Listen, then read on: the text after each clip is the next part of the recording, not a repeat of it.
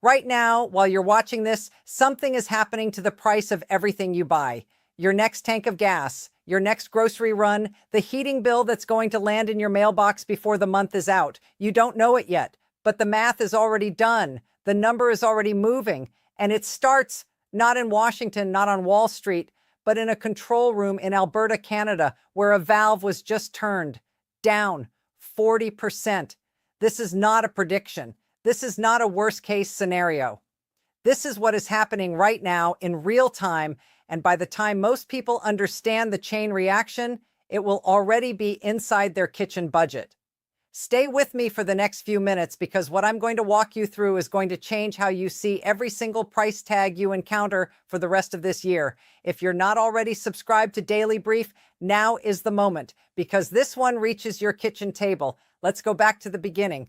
Let's go back to the press conference in Ottawa where Prime Minister Mark Carney stepped up to the podium and, in the measured, precise language of a former central banker, announced something that energy analysts are already comparing to the 1973 Arab oil embargo. He didn't shout. He didn't threaten. He simply announced that Canada was invoking Emergency Export Reduction Authority under the Canada Energy Security Act, effective within 48 hours, to impose an immediate 40% reduction in crude oil shipments to the United States. 4 million barrels a day flowing south, now cut to 2.4 million just like that. Pipeline operators were ordered to adjust throughput. The oil that would no longer be heading to American refineries, 1.6 million barrels per day, was redirected to Asia through the Trans Mountain Pipeline to British Columbia's Pacific terminals, to Europe through Atlantic shipping infrastructure.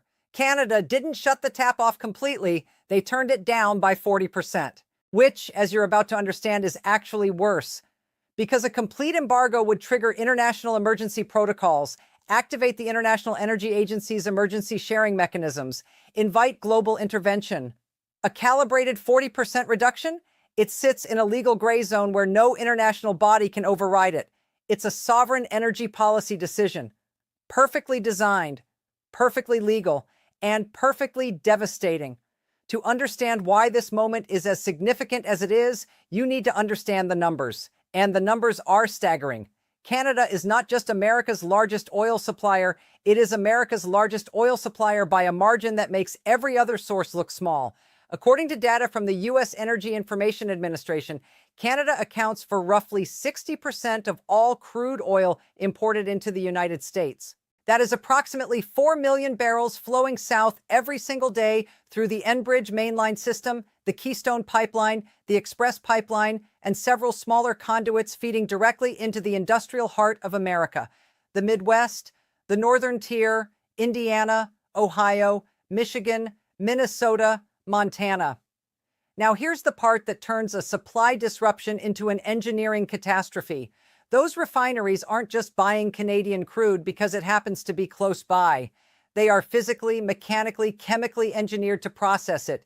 The heavy bitumen-derived crude that comes out of the Alberta oil sands, thick, sulfur-rich, dense, requires specific catalytic cracking units, specific coking systems, specific desulfurization processors. This equipment was designed, calibrated, and built over decades to handle one specific product from one specific geography. You cannot swap in light sweet crude from Texas or Saudi Arabia and get the same output. The chemistry doesn't work. The equipment doesn't work. As Gas Buddy analyst Patrick DeHaan put it in a widely cited analysis, it's like asking someone with a diesel truck to suddenly fill up with regular gasoline. The machine isn't designed for it.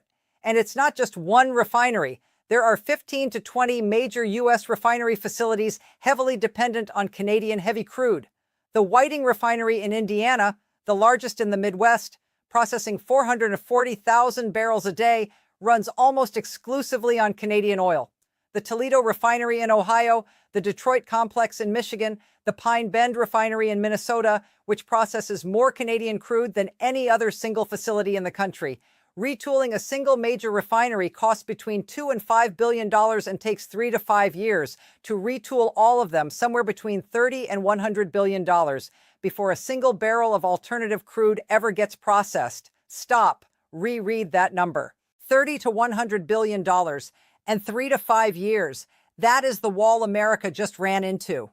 America and Canada didn't just build a trading relationship around oil, they built a physical infrastructure marriage, shared pipelines, matched refinery configurations, synchronized production schedules, co-designed processing chemistry, decades of interdependence engineered into concrete and steel that cannot be unwound by executive order, and now it's unraveling.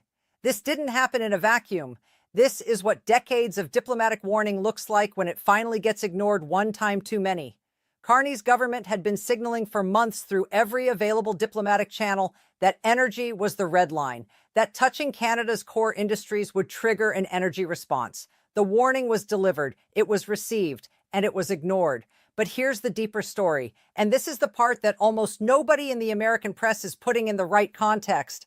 3 years ago, this weapon didn't exist. Canada had nowhere else to sell its oil. If Ottawa cut exports to the U.S., it would have been cutting off its own revenue with no alternative buyers. The leverage was entirely Washington's. But then the Trans Mountain pipeline expansion came online in May 2024. According to reporting from the Asia Pacific Foundation of Canada, TMX boosted Canada's West Coast pipeline capacity from 300,000 barrels per day to 890,000. Within the first month of operation, the combined pipelines were already running at 81% capacity. Between May 2024 and September 2025, crude oil exports to Indo-Pacific markets went from virtually zero to an average of $571 million per month. China became Canada's second largest oil customer. Japan, South Korea, Singapore, India, all competing for contracts. The LNG Canada terminal at Kitimat began exporting natural gas to Asian markets. As oilprice.com reported just weeks ago, the value of Alberta's oil exports to Asia went from zero before the expanded pipeline to over $804 million by October 2025. Carney himself acknowledged the transformation publicly, saying, as reported by multiple Canadian outlets, over 95% of all our energy exports went to the States. This tight interdependence, once a strength, is now a weakness. Canada built the exit, and then they used it. Announcement number 1. The refinery shutdown begins. Within 48 hours of the export reduction order, the chain reaction started exactly where the physics dictated it would. At the refinery, the Whiting Refinery in Indiana cut throughput to 55%. Toledo, Ohio, same story. Detroit, Michigan, same story. Pine Bend, Minnesota, same story. Workers sent home on rotating furloughs. Maintenance shutdowns accelerated. Production lines running at barely half capacity across the industrial Midwest. And a refinery running at 55% doesn't just produce less gasoline, it produces less of everything. Diesel, jet fuel, heating oil, petrochemical feedstocks. Every product derived from a barrel of crude oil is now in shorter supply. Shorter supply means higher prices on everything. The gas pump is where most people noticed first. Wholesale gasoline prices spiked within days of the announcement. The national average, which had been hovering around $3.50 per gallon, started its climb toward $5.50, toward $6, toward $6.50. In the Midwest, the region most dependent on Canadian crude, prices pushed past $6.50 and headed toward $7.50 in Ohio, Indiana, Michigan, and Illinois. Gas station lines started forming, consumers panic buying, filling extra containers, topping off tanks every morning just in case. Some stations in Michigan and Indiana ran dry within the first week, not because the total supply was gone, but because panic buying accelerated consumption faster than deliveries could restock. Gas prices are the one price every American sees every single day. They are displayed on signs 10 feet tall at every intersection in the country. You can't miss them. You can't pretend the crisis isn't happening when it's staring at you in 6-inch numbers every time you drive past a Shell station. And when those numbers climb past $5, past $6, past $7 a gallon, the trade war stops being something that happens on cable news. It becomes something that happens to you personally. Every time you drive to work, every time you pick up the kids, every time you run an errand you used to do without thinking. $7 a gallon makes you think about every single trip. But here's what most people still aren't connecting. The gas pump is the crisis you see. Diesel is the crisis you feel. In the price of literally everything that was delivered by a truck. And in America, everything is delivered by a truck. Announcement number 2. The invisible fuel that runs everything. Diesel spiked alongside gasoline, and diesel is the fuel that powers the entire American economy. Every long-haul truck, every freight train locomotive, every delivery van, every construction vehicle, every agricultural tractor. When diesel prices surged, trucking companies didn't absorb the cost. Their margins run 3 to 5% in a good year. They imposed emergency fuel surcharges 25 to 40% above normal rates. The cost to ship a single truckload of goods coast to coast jumped from roughly $5,500 to $7,500, even $8,000. Amazon delivery costs increased. FedEx and UPS added surcharges to every package. The charges passed through every layer of the supply chain until the final cost landed on the consumer. The milk in your fridge was on a diesel truck. The bread on your counter was on a diesel truck. The clothes your kid is wearing right now were on a diesel truck. The lumber at your hardware store, the packages on your doorstep, the medicine at your pharmacy, all of it rode on diesel, and diesel just got 40% more expensive, which means everything that rides on diesel just got more expensive too. The grocery store is where the chain reaction becomes impossible to ignore.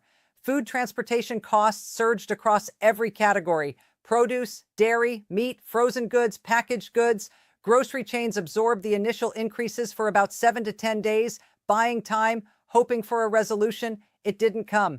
And then the pass-through began. The average weekly grocery bill for a family of 4 went from roughly $270 to somewhere between $330 and $360.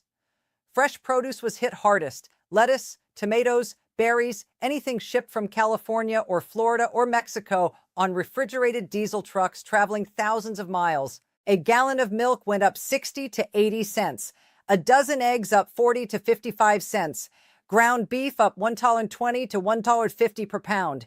Even bread, one of the most basic staples in the American diet, ticked up 30 to 40 cents a loaf. Because the wheat was trucked to the mill, the flour was trucked to the bakery, the bread was trucked to the store, and every one of those trucks was burning $7 diesel. The people who feel this worst aren't watching cable news debates about trade policy. They're the ones standing in the cereal aisle at Walmart doing math on their phones, putting items back on the shelf because the cart is already over budget, switching from fresh vegetables to canned because the canned came from a closer warehouse. The trade war looks very different from a grocery aisle in Michigan than it does from a podium in the Rose Garden. The connection between a pipeline in Alberta and the price of a gallon of milk in a Kroger in Columbus, Ohio seems abstract until you trace it. The pipeline feeds the refinery makes diesel, the diesel powers the truck delivers the milk, cut the pipeline, and 3 weeks later the milk costs more. That's it. That's the whole chain. It's that simple, and it's that devastating. If you're finding this useful, like this video and subscribe to Daily Brief because we're only halfway through this. Announcement number 3. The crisis followed you home. If you heat your house with oil or natural gas, and tens of millions of Americans do, the trade war just followed you home. It's on your thermostat. 5.5 million American households rely on heating oil as their primary heat source. Concentrated in the Northeast and Upper Midwest, Maine, Vermont, New Hampshire, Connecticut, Massachusetts, Minnesota, Wisconsin, heating oil prices spiked 40 to 60%. Natural gas, partially sourced from Canada, rose 15 to 25%. A family spending $2,500 a year on heating was suddenly looking at $3,500 to $4,000. For a retired couple in Vermont on Social Security, that's an extra $1,000 they don't have and can't borrow. It's not an abstraction. It's the conversation they're about to have at their kitchen table about whether to keep the house at 68 degrees or drop it to 62 to save $300 before spring arrives. The trade war just followed 5.5 million American families into their living rooms in winter. While winter isn't even over yet. Now, let's add it all up, because Warren Buffett did exactly that. And his calculation is the most important number in this entire story. A median American household earns about $52,000 a year, roughly $4,300 a month after taxes. The oil cut is adding between $150 and $250 in extra gas costs per month, between $240 and $360 in extra grocery costs, between $80 and $125 in extra heating costs, combined $470 to $735 in additional monthly expenses. Call it $500 a month conservatively, $500 extra dollars a month for a family already stretched thin. In a country where over 60% of American households live paycheck to paycheck, Buffett was asked about the Canadian oil cut at the annual Berkshire Hathaway shareholders meeting in Omaha.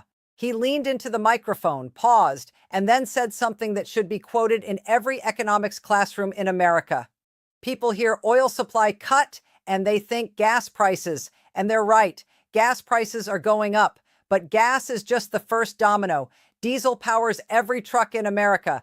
Every truck delivers everything you buy, so everything you buy costs more. A 40% oil cut doesn't raise one price, it raises every price. It's a tax on the entire economy that nobody voted for. Then he made it personal in the way that only Buffett can. A family making $52,000 a year is about to see about $500 extra dollars a month disappear from their budget. To a billionaire, $500 a month is nothing.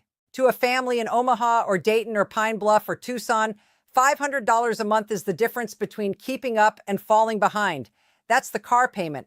That's the savings for the kids' braces. That's the buffer between getting by and going into debt. And it's gone. And then came the warning that every financial analyst should be paying attention to. When oil prices spike, consumer prices follow within weeks. When oil prices come back down, if they come back down, consumer prices don't follow, they stay up. Companies use the disruption as cover to reset prices higher, and those prices become the new normal. So this isn't a temporary spike. For millions of American families, this is a permanent increase in the cost of being alive. He adjusted his glasses. The arena was quiet. I've been investing for 70 years. Every oil shock I've seen follows the same pattern. Prices go up fast, they come down slow, and they never come all the way back down. The families who can least afford it absorb the difference, and nobody ever writes them a check to make up for it. He's not guessing. He's read the script 5 times. The 1973 Arab embargo, the 1979 Iranian Revolution, the Gulf War spike, the 2008 run-up. Every single one followed the same arc. Oil spikes, gas spikes, groceries spike, heating spikes, airlines raise fares, companies raise prices across the board because everyone's raising prices. Then the oil comes back down, then the gas comes back down eventually. But the groceries, they don't come back down. The airline fares, they don't come back down. The surcharges that were supposed to be temporary, they become permanent line items. Buffett has watched this cycle play out 5 times. He knows exactly how it ends. And then there's Washington's response, which is where this story gets both infuriating and instructive. Within hours of Carney's announcement, Trump signed an executive order imposing 100% tariffs on all remaining Canadian imports. He called it making Canada pay the price for economic aggression. But here's the problem. A 100% tariff on your largest trading partner doesn't just punish them. It punishes every American business that depends on Canadian supply chains, every consumer who buys Canadian products, every industry integrated with cross-border logistics. The damage was immediate and multi-directional. American home builders who source 30% of their lumber from Canada watched material costs spike overnight, adding an estimated $12,000 to $18,000 to the cost of a new home. The auto industry, Ford, GM, Stellantis, with components crossing the border 6, 7, 8 times during assembly, started warning of production disruptions and potential plant shutdowns within weeks. Aluminum-intensive manufacturers, beverage companies, aerospace suppliers, agricultural processors importing Canadian wheat and canola, all suddenly facing 100% markups on critical inputs. The irony is brutal. The oil cut raises the price of energy and transportation.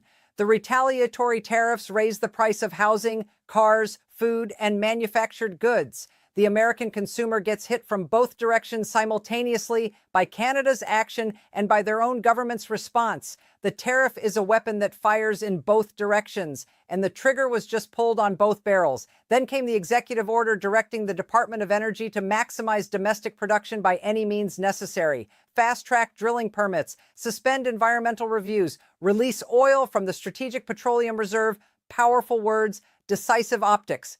Here is the physical reality. American oil production is already operating near record highs. The easy oil is already being drilled. New wells take 12 to 18 months to come online, even under emergency permitting.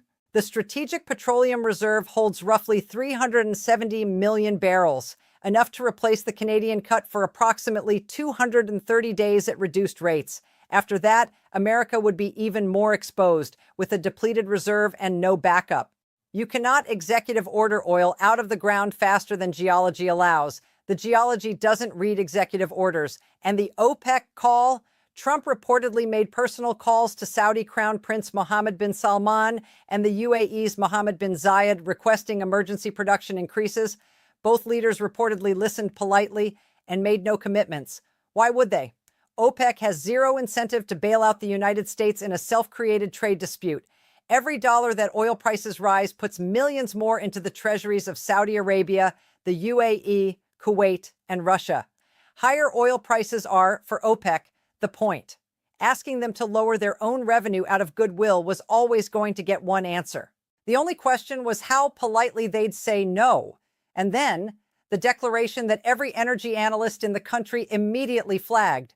We will be energy independent within 6 months. We don't need Canadian oil. We never did. Let's look at the arithmetic. The United States consumes approximately 20 million barrels of oil per day. It produces roughly 13 million.